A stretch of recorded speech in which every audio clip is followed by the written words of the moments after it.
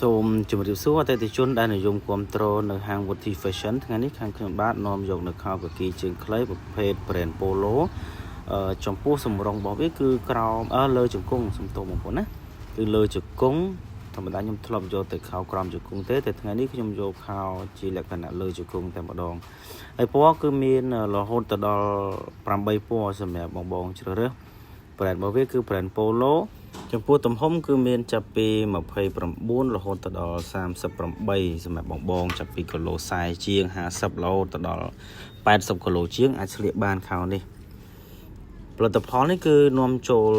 ទៅក្រៅប្រទេសបងប្អូនណាជាផលិតផលខ្មែរ made in Cambodia ហើយសម្រាប់នាំចេញទៅក្រៅប្រទេសសាច់ស្អាតមែនតើបងចំពោះតម្លៃវិញគឺ$113ពី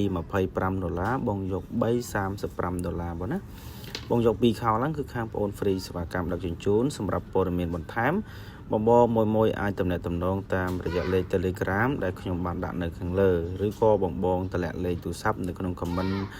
ចំពោះ YouTube នេះក៏បានខាងបងអូននឹងតាក់ទងទៅបងតាមរយៈលេខទូរស័ព្ទដែលបងបានដាក់នៅក្នុង comment តាមរយៈវីដេអូនេះអរគុណច្រើន